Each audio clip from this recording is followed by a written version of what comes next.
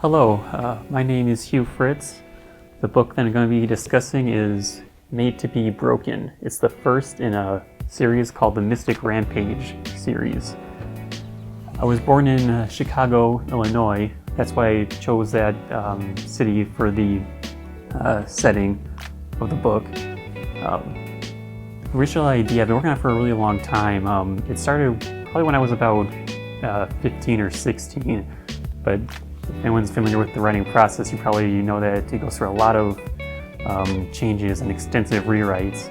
So it's been sitting, different versions have been sitting dormant in my computer, my external flash drives for a long time, but it is finished now and I'm proud of how it turned out. So it focuses on three characters. It's an urban fantasy and it's about genies. And none of the genies have gone through a number of different versions in mythology. Sometimes they're called genies or Jinn, J-I-N-N or D-J-I-N-N. So mine doesn't follow along strictly with all of the traditional mythology. They're not born of fire. Mine don't live in bottle like in Aladdin, but they do have extensive powers. They live eons, they have healing abilities, and mainly they can manipulate the fundamental forces of the universe through sheer force of will. If you're familiar with physics, those are gravity, electromagnetism, and the nuclear force. They can change all of those just with their minds. I focus on three people with these powers. One of them is Darren Raleigh. His personality is he's a family man. He's the kind of guy who keeps his friends close and his family closer. And he wants to use his powers mostly to protect the people that he cares most about. There's another one named Soleil, and he's more of an introvert. He doesn't have a lot of friends, but he does have a strong belief in destiny. So when he uses powers, he waits for somebody to come to him who's in need of help, and he takes that as sort of a sign from the universe that this is the person that I'm supposed to use my powers to aid and help through their lives in some way. Flarence is Soleil's brother, and he has a completely different perspective. He considers himself a private investigator, but the way I'm portraying him, I'm trying to make him seem like more of a vigilante. So he is not such a fan of destiny. He likes to grab life by the horns, go out and find trouble that he can use his powers to combat directly. And throughout the story, the issues that these people face is that clearly they all have different ideas of what it means to use their powers responsibly, and these disagreements eventually escalate and it turns into this conflict between them and becomes the mystic rampage of all the characters. So throughout this, I don't have an interviewer, and due to the pandemic it was hard to get somebody in the same room. It's going to seem like I'm interviewing myself. I assure you I'm not. These questions have been emailed to me, so I'm going to be addressing them on my own.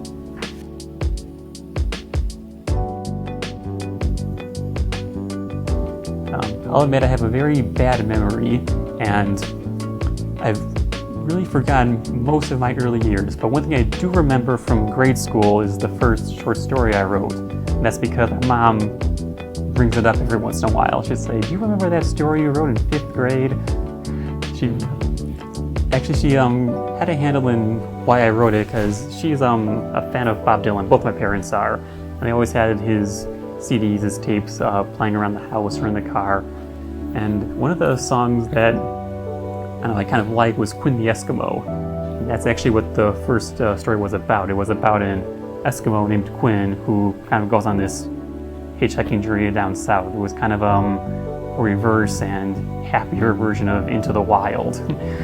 And I didn't know at the young age I had a passion for the writing craft. After I wrote that Quinn the Eskimo story, I went years without writing anything else. But when I did start writing again, that same kind of inspiration stuck with me, because I still used music as a method of source material. I know that some people prefer to have just complete silence when they write. They can't be distracted. But for me, I always have the radio going. I always have my computer on to like one of those YouTube stations with the 50 plus videos it's a stream, or ask my Alexa to play something. And every once in a while, a song reference still kind of sneaks its way in. One of the characters I bring up early in my first book, his name is Kevin Timber. And the reason I gave him that name is because the song Timber by Pitbull just happened to be playing on the radio when I conceived that character. I mentioned another one of the main characters is named Soleil. And it wasn't as direct, but he did kind of get his name from a song too.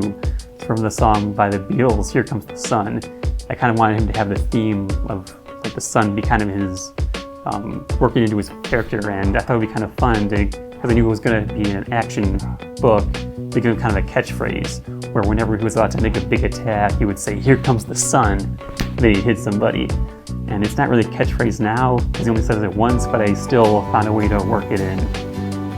And those are the main ones in this book, but they do come up later on. At the very end of this one, I introduced two more who are more prominent in the second book, but one of them is Manny Wicker, who gets his name from Wicker Man, the Iron Maiden song. And there's another named Inspector Red, who gets his name from Red by Taylor Swift.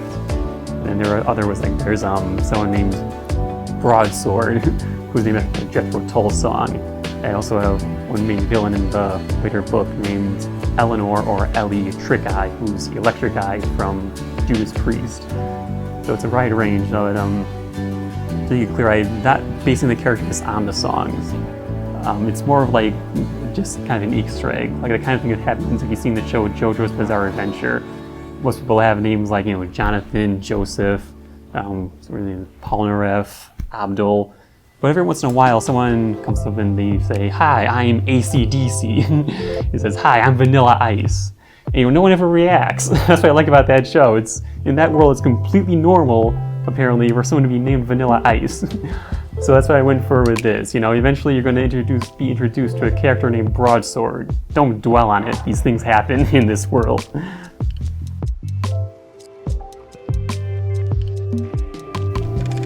So I actually try to stay away from calling myself a writer. When people ask me what I do, I tell them I'm an author, because I'm more proud of that than any other job I've ever had.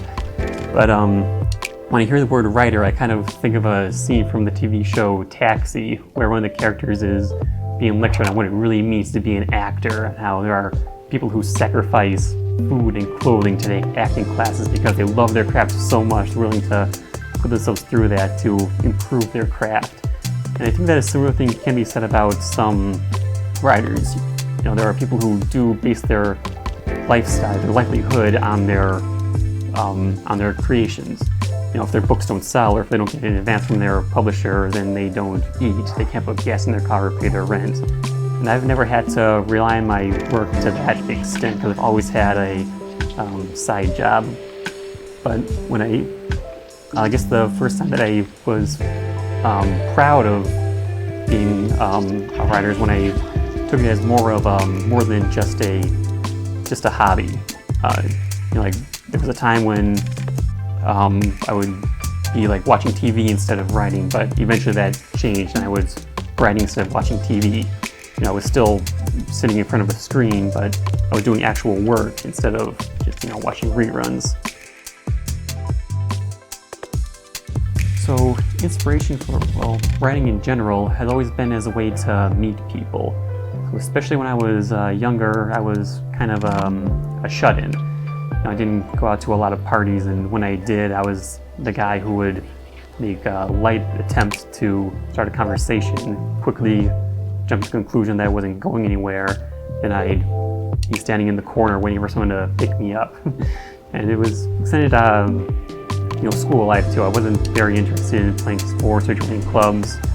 But one club that I did find was a creative writing club. And I guess that kind of worked for me, because there wasn't any pressure to talk throughout the meetings. If anything, you was encouraged to not talk, because you don't talk when someone else is reading their piece. And when it was my turn to talk, I didn't have to struggle to come up with any conversation starters. Everything I was going to read was right there on paper. So it was like a controlled environment to still get around people, still meet people, but I guess with more my speed.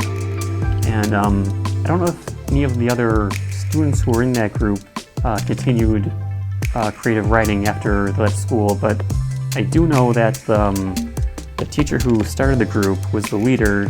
He did become a published author. His name was James Klise, Klise, and he has a book out now on Amazon. It's called Love Drug. That's love, drugged.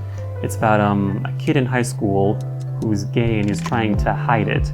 And to hide it, he goes to the extent of going out with a girl in his class. And while he's going out with her, he finds out that her father is in the pharmaceutical industry, and he just so happens to be developing a pill that's designed to suppress homosexuality. So the kid comes clean to his girlfriend's father and is the first person to volunteer for human trials. And so as the book goes on, it's about not just how the drug affects him physiologically, but it's all about how he responds mentally and emotionally to how it's being changed. But back to the question, writing has always been a way to get around with people. I just want to throw in that plug. First plug of the interview, James Klise, Love Drug, now available on Amazon.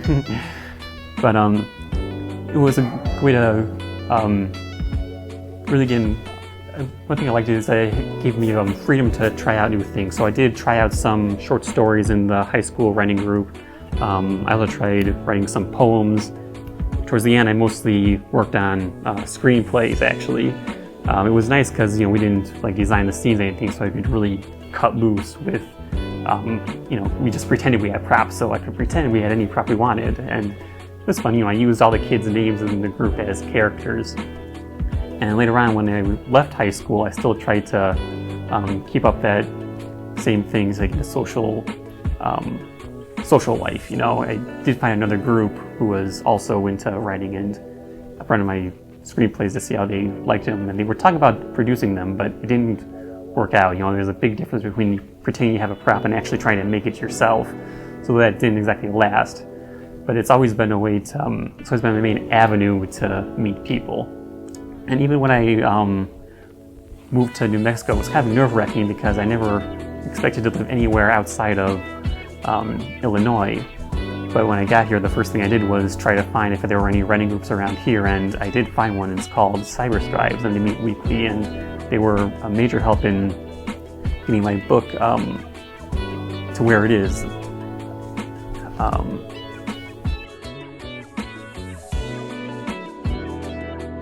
So the genre has been tricky for me to really establish on one. I mentioned that this started off when I was a teenager. The initial idea came from when we were reading The Crucible in our English class. It kind of sparked the concept for an alternate history story that took place during the Salem witch trials. It was a secret war about genies and between genies and witches, and the setup was that genies could only use their powers when a person asked them to, but they could use it without any personal consequence, while the witches could use their powers whenever they wanted, but every time they did, it would take a year or two off their lives. That was fun for a little while, but I wasn't much of a history buff back then. I'm still not, but the difference between now and then is that I was a teenager and I was easily frustrated, and I gave up on that idea pretty easily. And that was one of the times where this story sat dormant for years and years because I just did completely said, well, that didn't work. When I did pick up on this again, I decided that, alternate history wasn't really my thing. I made it modern, and in school I had majored in chemistry, and I wanted to try and bring that in to try and turn it into more of a sci-fi. And I went to the extent to make it, try and make it scientifically interesting by going through my old lab reports and seeing if I could bring any of those concepts, any of those actions, those measurements into the story. And I did, but I didn't like how it came out. I was rereading it, and it was the most boring thing I'd ever read because it was too much dry science. I started looking into other authors after a while to see if I could get any inspiration on how other people were handling this. And mostly all I found were examples of what not to do, because I found other authors who were trying to do the same thing. There is one person I found, his name is Douglas Richards, and when he's not writing novels, his job is he has a job as a reviewer of technical scientific research papers. And it shows in his writing. He does try to bring it all in. And to be honest, I really do like his concepts, I like his characters, I do not like his delivery, because it's not so much, it doesn't feel like science fiction all the time, it feels like science or fiction. You know, when he brings in something, a scientific concept, it just brings the action to a halt. And he isn't the only one. I've read some other books. There was one called Stochastic Panoply, about a person who completely by accident makes contact with aliens, and he has conversations with them, but they're always talking about their unique technology, all their futuristic instruments, and most of it doesn't come up throughout the story. It's all just filler.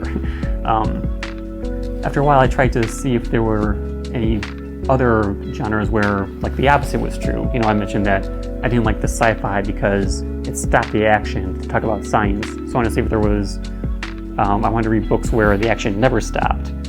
And I got a lot more than I bargained for. I had a Kindle at the time, I signed up for Kindle Unlimited, and that's when I discovered the genre of extreme horror. And it was a brief moment where I considered trying to be like those people. I went through a phase where I read a lot of people like Sam West and Tim Miller.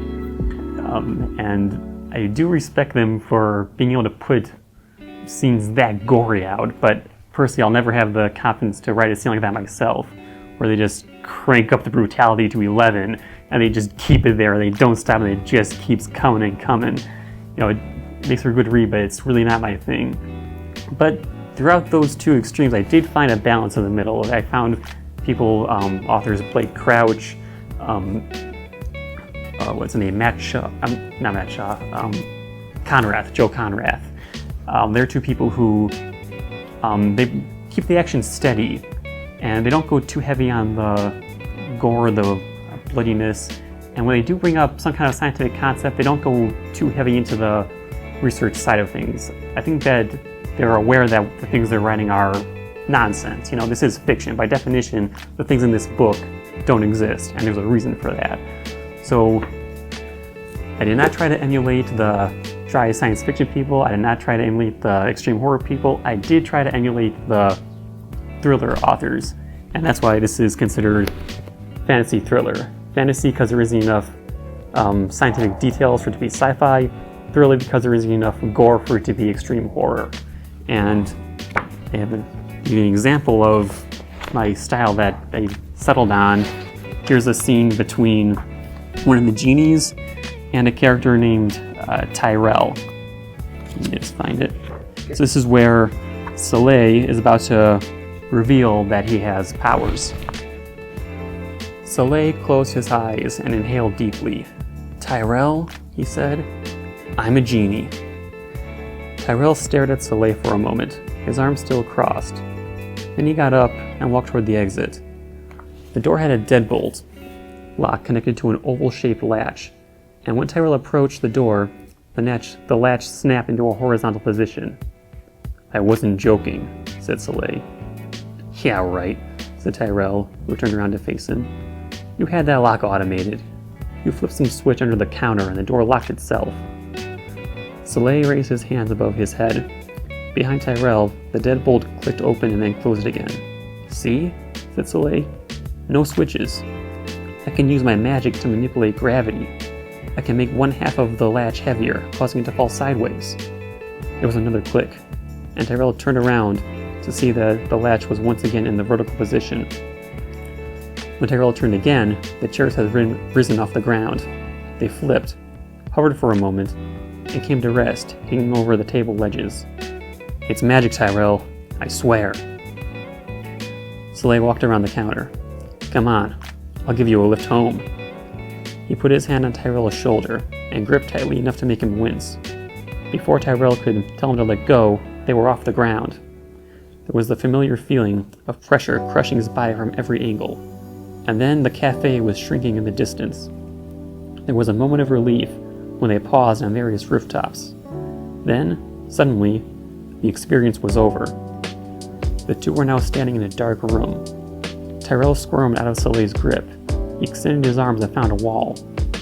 He ran his hands along it and soon found a light switch.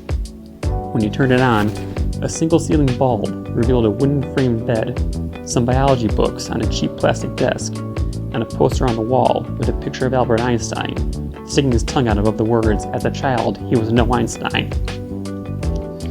They were in Tyrell's apartment, standing in his room. Tyrell stared at Soleil, speechless. "I summoned us here," said Soleil. He pointed to the wall Tyrell had been running his hands along. Or, more specifically, "I summoned myself to this wall and carried you with me." There was a creaking of floorboards on the other side of the door. "Sounds like your mom's awake," said Soleil. "Maybe this isn't the best place to talk."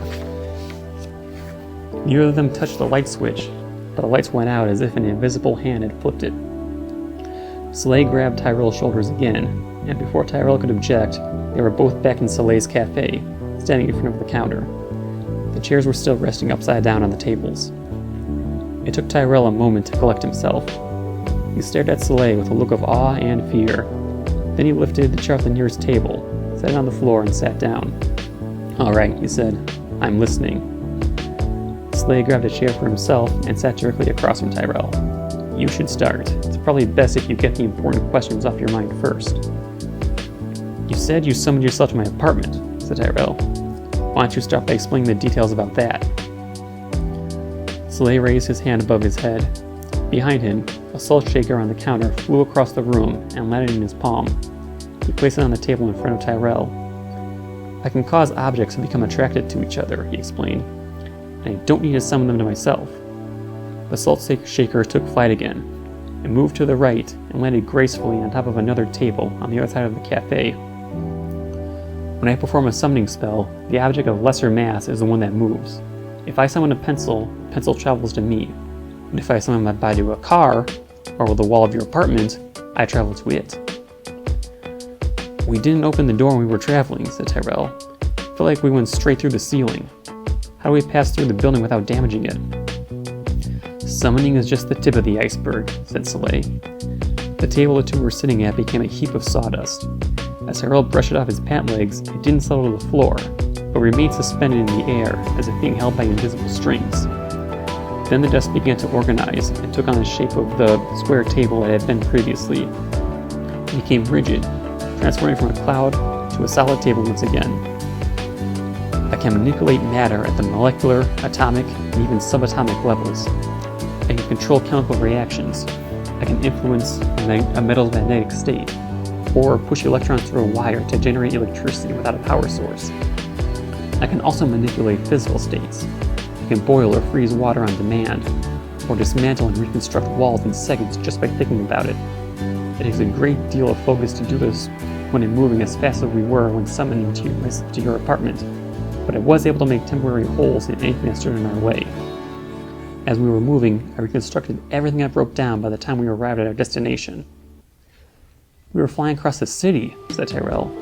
"How come nobody noticed us?" "A trick of the light, and I mean that literally. Think of me as a psychic prism." The table they were sitting at once again served as an example of Soleil's power. It vanished from sight for a moment, and then in a flash became visible again. "I can alter a photon's wavelength, driving its frequency outside the visible range, which renders the object imperceptible to the naked eye. While we were traveling, I pushed the light reflecting off us into the infrared region. This takes an incredible amount of focus, and I can't keep large objects invisible for very long. But in our case, we were traveling fast, and we only needed to be invisible for a moment.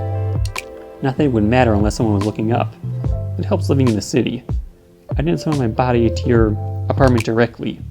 I summoned us to rooftop antennas and air handling units. We jumped from building to building."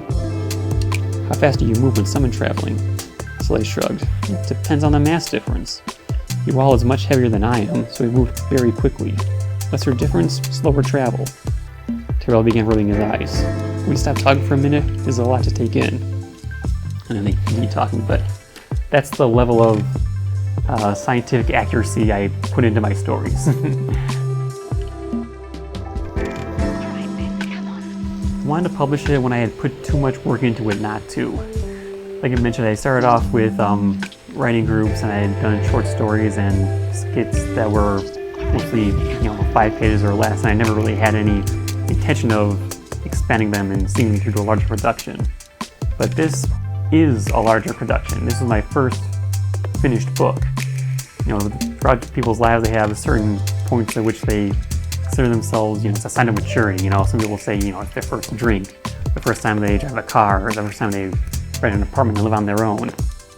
This was one of mine. When I finished this, that's when I considered myself, I'm not a kid anymore. So I figured that, it was kind of a big deal, so I had to at least try to get it out somewhere. And it was difficult for a while, again, it was my first, so it had a lot of work to do. And a bunch of agents, they turned it down initially, but like I say, I'm in writing critique groups, and the people there have been very helpful in helping me build on my skills, and eventually I was able to meet somebody who was willing to publish it. Another one is, what has been most influential in your writing career and how so? I've already mentioned I've been influenced by music, but I also have a lot of influence in television. One show that I'm a big fan of is Supernatural, or I should say I was a fan of it since it's on its last few episodes. But what I really like about the show is the way that the writers portray the main characters, Sam and Dean. They kind of has this ongoing theme where families are always clashing with each other, but Sam and Dean takes it to another level, because especially in the earlier seasons, whenever they were faced with an important decision, they were just at complete opposite ends of how they wanted to handle it, and all the time, and they even just start fighting each other, butting heads all the time. But inside of all their differences, I liked it because they always stuck together, because all they had was each other. And that's the kind of dynamic that I wanted to bring in with, especially with Soleil and Flarence. They're brothers, and they seem like polar opposites at first. And throughout the book, they do argue. Flarence thinks that Soleil, because of his beliefs and destiny, all this stuff, he thinks he's just being completely naive, and he even calls him idiotic at one point. And Soleil thinks that Flarence is reckless, and he shouldn't be butting his nose in other people's business. But even when there's no respect between them, they still accept each other. Even when they come to blows, they still say, it's my brother, we're family, I understand where you're coming from, I just don't agree. And that's the I think I tried to bring out throughout this book and all the others following it. One person who I'm currently a fan of, I found him while I was looking through thriller authors for more inspiration. His name is Brian Harmon. He does dark fantasy. He has 2 dark fantasy series out. One of them is completed. It's called the Temple of the Blind series. The other one, as far as I know, he's in the process of writing. I regret to say that I've actually fallen behind on those books. What I really like about him, it's similar between both of those series. He presents his adventure as kind of like a puzzle. And at times it almost feels like you're playing like a point-and-click computer game, trying to make your way out of a room. Like in Temple of the Blind, it starts off with the main character receiving a mysterious box, and when he finally gets it open, it's filled with these seemingly random objects. Like there's a feather, a button, a piece of clay. But then later on in the book, he makes his way into the path to the Temple of the Blind, and it's this massive labyrinth with just all these tricks and traps. At various points throughout the story, he's faced with a decision of which path to go down, which door to open. And it's a situation where, one door, you can continue your adventure. The other door, certain death. And he looks in the box and he says, these aren't random objects, they're actually clues. So he goes, wait a minute, brass button, I go this way. Kind of like that kind of thing where it's like, something that seems simple is actually very important later on. And his Rush series, it's kind of the same idea, just not as direct. It follows an unlikely hero. He's a high school math teacher. He's in no way a warrior, but he gets sucked into these paranormal adventures, and he goes on these grand quests, grand adventures. And he's always at a disadvantage because his opponents are people with supernatural powers. He doesn't have any of that, but he is very observant. And the way Brian Harmon works out his stories is that observation is the most powerful ability of all. So even when his opponent, the villain, has just every advantage and they have all these powers, they have the drop on him at the end, but the main character noticed a bird in chapter 1. And that gives him the edge he needs to survive. It's just all these crazy things. You gotta have to read it for it to make sense, but that's what I like about Brian Harmon, is that he works in situations like that.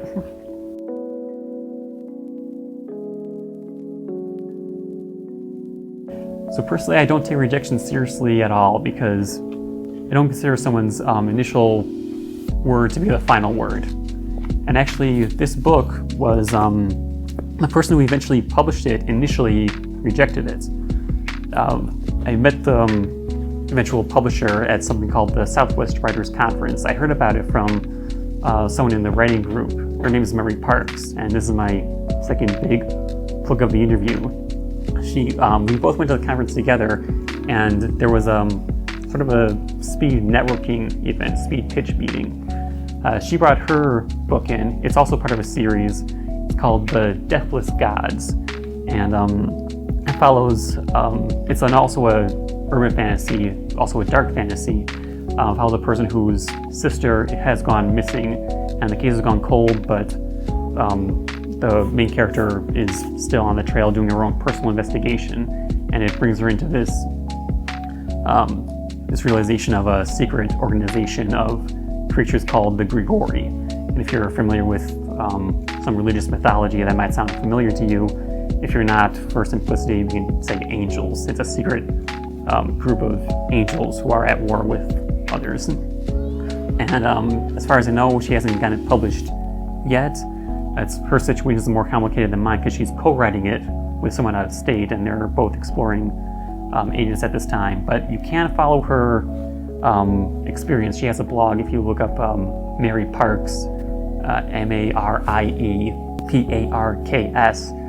you can find her blog where she talks about her process of finding a publisher.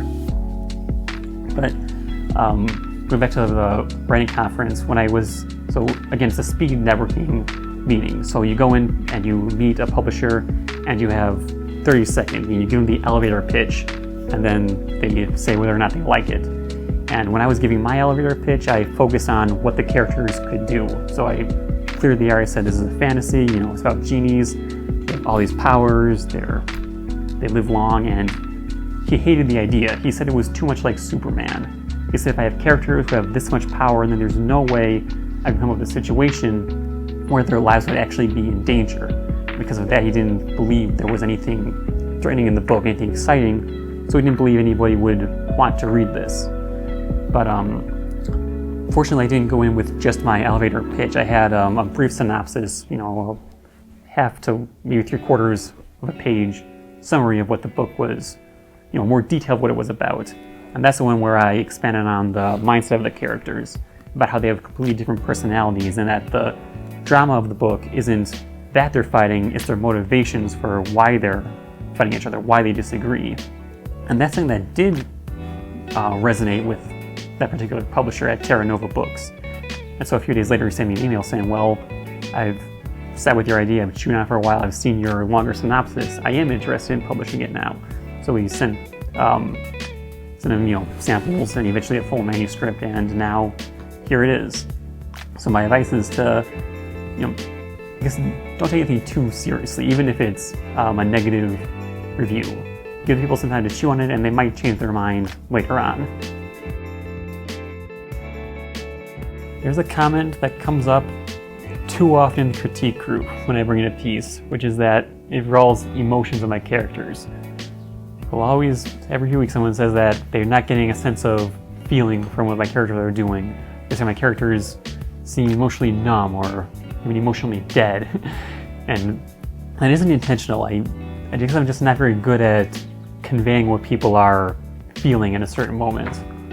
Now there aren't a lot of scenes in this book that are be described as, I guess, misty-eyed, tearful moments. But there is one scene that I want to say that I pulled it off.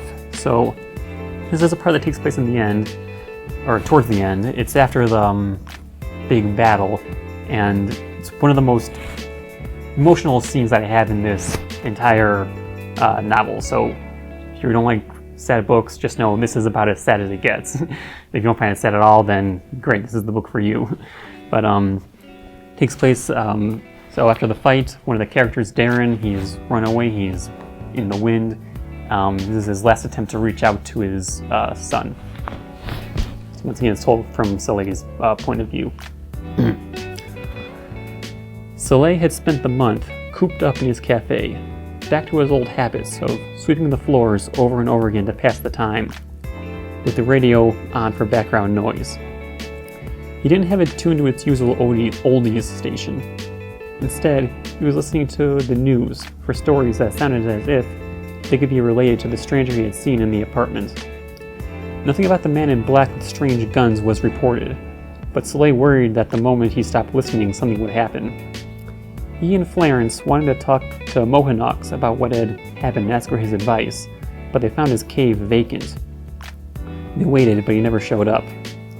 Flarence started looking for Darren, while Claire looked for Mohawks, but neither of them had any luck. Soleil moved a chair to sweep under it for a fifth time when the door opened and Tyrell rolled in. He had clearly just come from school, and his backpack was resting on his lap. Through the window, Soleil could see Lucy's car pull away. You know, I'm sure there are baskets that are designed to be attached to the backs of wheelchairs, said Soleil. It will be more comfortable than carrying your backpack around in your lap everywhere. Tyrell shrugged as he unzipped a pocket.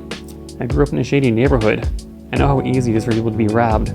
I feel I'd rather keep my belongings inside at all times. Still listening to the radio? Have you tried using a projection to find that guy? Astral projections only work if I have something to focus on. I need his name, or something that he owns.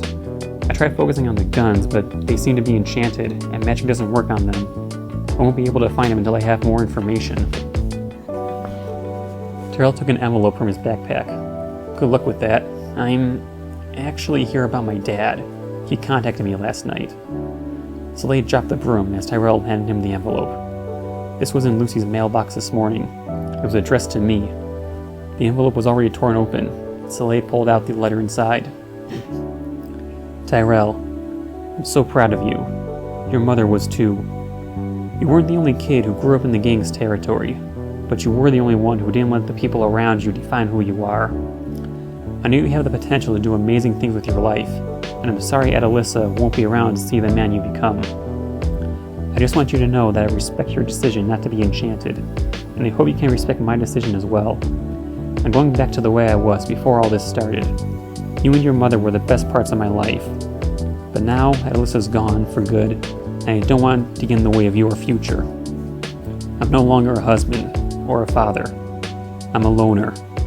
I'm the scary man who lurks in the shadows. I know you won't agree with everything that's going to happen. People will talk. Lives will be lost. But I won't bring you into any of it. I don't want you to feel sorry for me. I'm so happy that you're moving on and making something of yourself. I wanted to help you get there. Go to 1414 Wabash Avenue. Your locker number is 348. Keep making people proud. Signed, Darren. He's gone, said Tyrell as Soleil finished reading the letter and put it back in the envelope. He didn't even have the stomach to look me in the face and say goodbye. Soleil returned the letter. Does the address mean anything to you? It's a storage unit, said Tyrell. The key to the locker was in the envelope. I have it with me. Can you give me a lift there? Lucy didn't want to go? To be honest, things have been rough between us lately. I can't really say I blame her. Timber left some pretty deep emotional wounds. Soleil went behind Tyrell's wheelchair, placed a hand on each armrest, and took them to the storage area. They arrived in front of the designated locker. Inside was a backpack, a laptop, a chair, and a mattress resting upright against the back wall. Pieces of paper and a manila envelope were duct taped to it. Tyrell rolled to the mattress and looked at a few of the papers. These are documents from a university. Looks like Dad got me in. Soleil pulled off the manila envelope. It was stuffed so full that the top flap barely closed. This is information for a bank account. There's a balance of... Wow, Tyrell, you're freaking rich. Tyrell snatched the papers and laughingly looked at them. He wasn't filthy rich, but the several $1,000s in the account was probably more than Soleil had ever seen at one time. Other than the bank information, the envelope was filled with $20, $50, and $100 bills. He left me enough in the bank account for tuition, and they gave me another stack to cover my expenses for the year. It looks like he got the hang of using his magic to rob people. I guess he has you to thank for giving him that idea. Tyrell took some of the cash out of the envelope before he reattached it to the mattress and rolled out of the storage unit. Let's go. I should tell Lucy about this. I'm not going to give up on him, said Soleil as he gestured to the items in the locker. You can forget that letter Darren put in Lucy's mailbox. This proves he isn't gone. He hasn't been handling recent events very well, but he's still your dad and he still loves you. Flarence is convinced that Darren is drunk on power and can't come back, but I promise I won't allow anything bad to happen to him. I'm going to bring him to his senses. Soleil walked to Tyrell's chair and put hands on the armrest. He was a good father once. He can be a good father again. With that, he summoned them out of the storage building.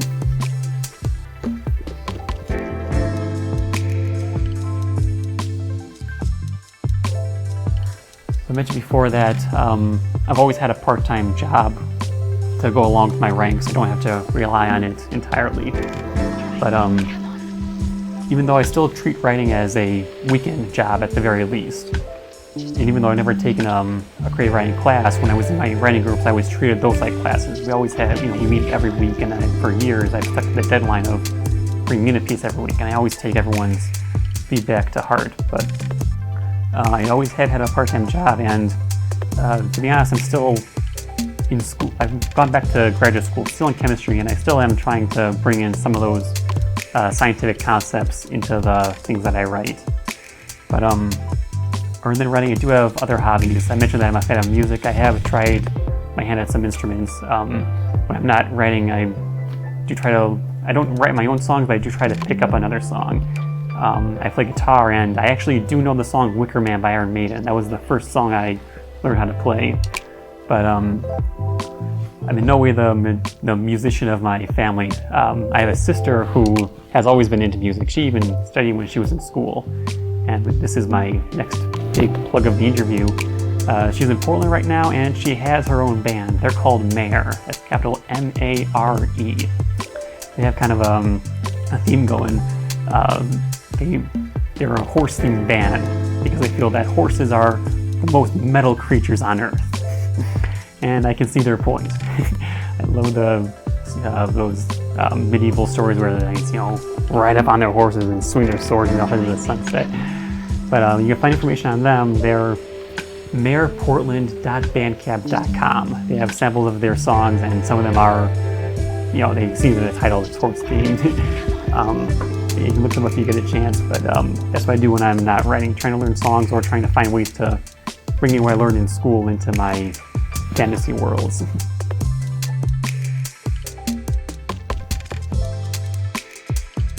I'm definitely a plotter.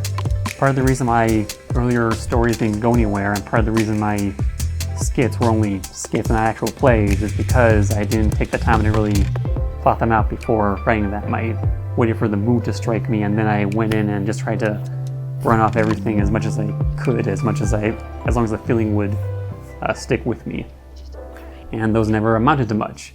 I only came up with, 10 pages or less. When I did this, I did take the time to find my own way of plotting it. I have tried some software like Scrivener, and I can see how it could be beneficial, but I don't like it when I like seeing everything laid out on, as concise as possible. In Scrivener, you can do that, but the main feature is like the corkboard where you write scene and then you save it on its own, file. Then you have other scenes, and you can see how that could help people. But for me, the thing that works best is I'll actually set up a table in a Microsoft Word document, and each row will be a chapter, each column will be a character, and so I'll have what I want each character to do in each chapter, and that's basically the main way I outline my stories.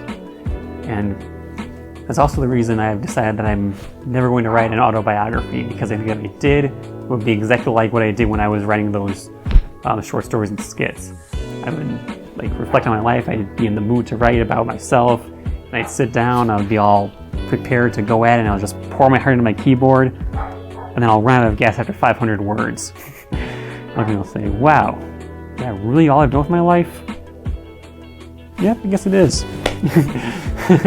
So I'm sticking to the fantasy story because this is the thing that I can really expand out for, a full-length 50,000 word or more actual story with, full beginning, middle, and end, not just a brief, 10-page or less sketch, flash fiction.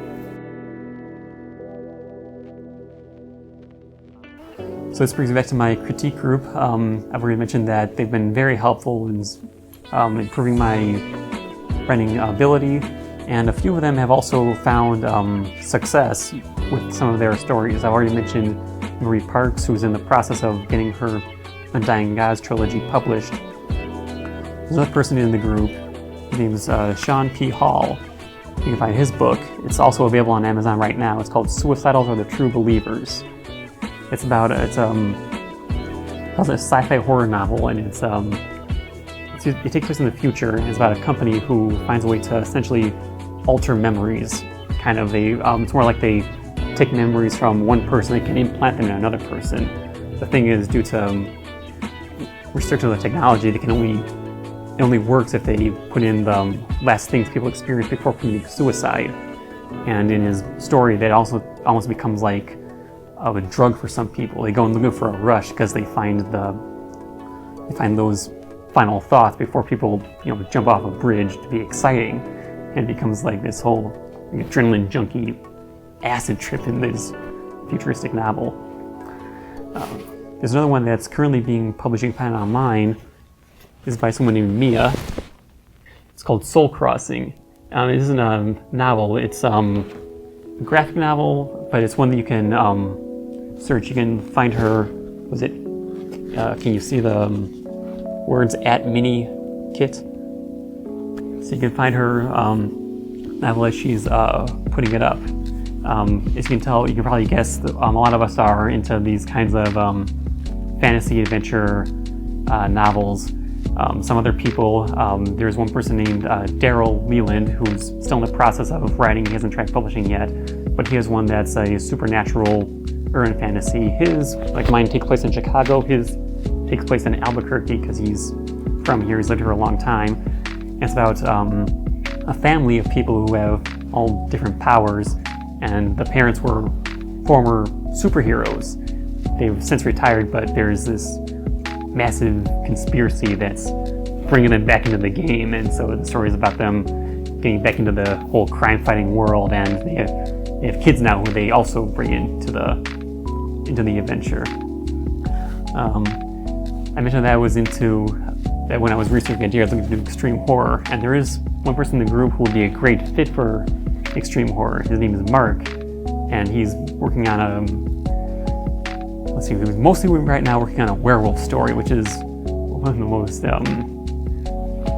gory werewolf stories that personally I've ever read. So as you can probably tell, we're all into these kind of sci-fi action adventure sorts of novels. And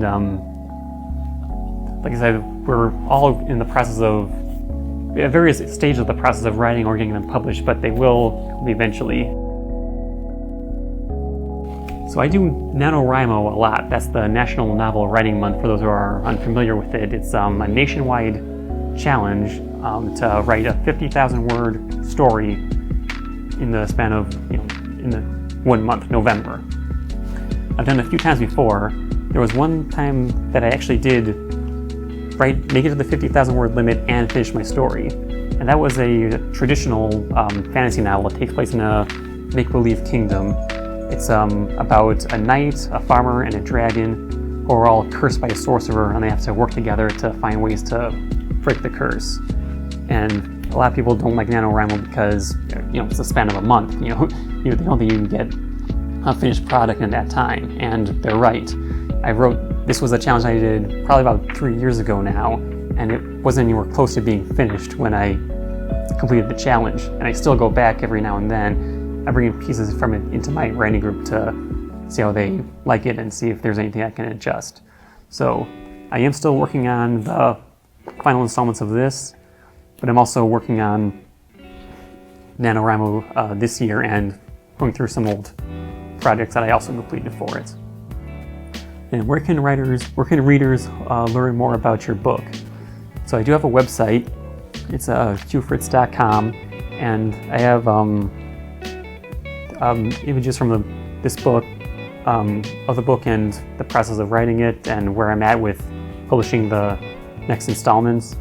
I also have some other projects that I brought other people in on this, and they've been helpful. So one thing about the book is that I try to give each person their signature look, and I've contacted an artist, a painter who's back in Chicago. He has his own studio there. His name's Lothar Speer, S-P-E-E-R. He's agreed to do some illustrations for the book. And this is one I mentioned the last few readings about the character Soleil. And there he is. And here's another image also by Lothar Speer. He hasn't colored it in, although I explained to him that in the book they are going to be in black and white, or calls this grayscale. This is Inspector Red, who comes in later on. He's out for revenge.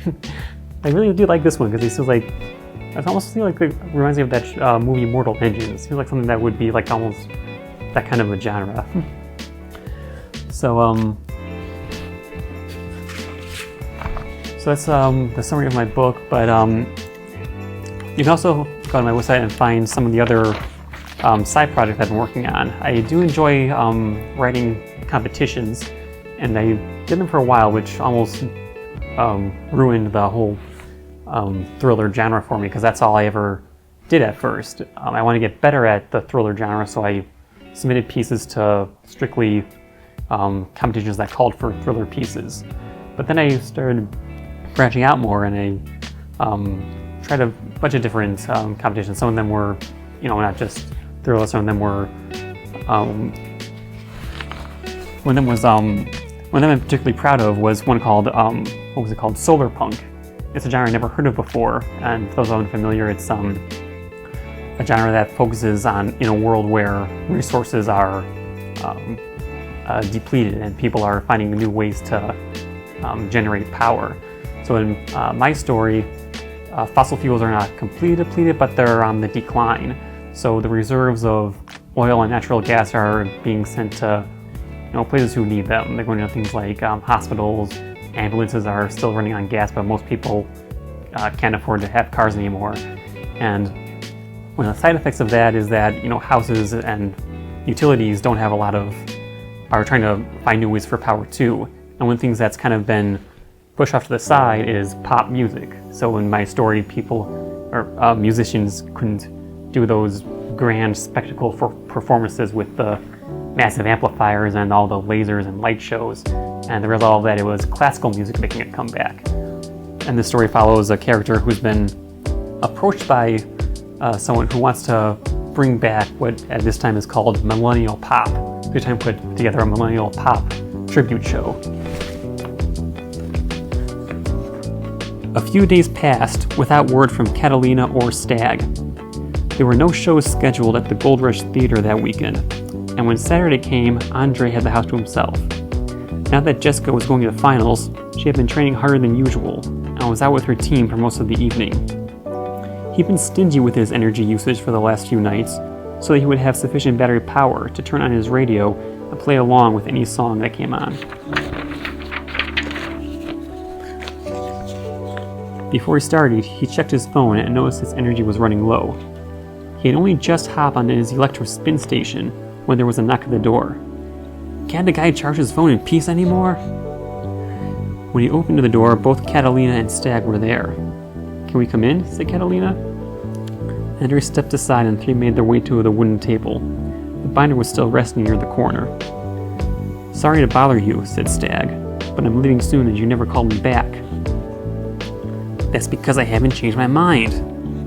$5,000, said Stag. That's how much you'll make up front. You never did get around to asking last time I was here. Plus, I'll give you a portion of the ticket sales. I'll even cover your travel expenses and book a hotel room for you. This was never a question of money, said Andre. I figured you'd say that, said Catalina. Andre glared at her. Did he ask you to tag along because he thought you'd be able to convince me? She picked up the binder. In a way, but I'm not asking as a salesman or a producer. I'm a musician, just like you. She flipped through the list of artists and songs. I'm sure you know a few of these. Yeah, most of them aren't difficult to figure out, said Andre. Add laziness to the list of reasons to hate millennial pop. Take 4 or 5 notes, play them over and over again, throw in some auto-tune and pitch bending software, you've got what they call music. Shut up and get your sax out, said Catalina. What? Why? Said Andre. She spun the binder around and pointed to a song. I'm sure you know this one. Play through it with me, and then give Stag your answer. Andre leaned over the binder. Oh, come on! Wiki doohickey? See, that's what I'm talking about. What does that even mean? We can figure that out later, she said as she stood up. Get your sax. Andre left the room and returned a moment later with his instrument fully assembled. He sighed but licked his lips. Give me a minute. He mentally went through the riff and experimented with his fingers. It wasn't long before he was able to provide a decent rendition. Catalina snapped to give the tempo. Ready? 1, 2, 1, 2, 3, 4. She lifted her arms and swayed her hips as she sang. Her performance was such a surprise, Andre nearly stopped playing. It had never been a secret that she enjoyed the oldies, but as he watched her, he wondered if this was the same woman he thought he knew so well. Her movements were unorthodox. She seemed less concerned than usual about hitting the right notes, and shouted more than sang. It wasn't professional, but it was energetic. Andre was so memorized at her change in character that he hadn't been paying attention to his own body. At the start of the second verse, he noticed he was tapping his foot. He told himself it was just to keep time, but as the song continued, he became possessed. His shoulders bounced and his foot hit the ground with more enthusiasm. Catalina's movements were contagious. Soon he was swaying his hips as well. One more time, Catalina shouted when they completed what should have been the final chorus. Andre complied, happily extending the tune longer than it needed to be. When the mouthpiece left his lips, he noticed he was smiling. That, said Stag as he applauded. That's exactly what I'm looking for. Oh, shut up, said Andre. You seem like you were enjoying yourself, said Catalina. That doesn't mean it's good, said Andre. It's just catchy. What's the difference, said Catalina. If you can't listen to it without smiling, does that make it a good song? Face it, you like this stuff. Deep down, I think you want to do it just as badly as I do. Andre tapped his fingers against the keys. He knew the longer he was silent, the more he was projecting just how much he was being sucked in. $5 grand, Stag repeated. Plus, you'll have a solo. In fact, Woogie Doohickey will be our opener. I can see it now. The stage will be dark, except for you standing under a spotlight. You'll have a few moments to go nuts. Play whatever you want, but eventually you'll lead into the opening riff. That's when the floodlights come on. The rest of the band joins in, and Catalina makes her entrance. You two go through the song the same way you did just now, but with backup. Andre continued tapping the keys. $5 grand and a chance to literally be in the spotlight? This was getting difficult to turn down. It's a story of finding constructive ways to express guilty pleasures.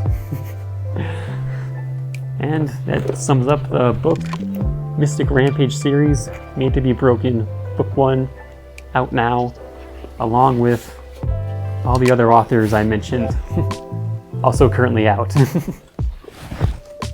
Thank you.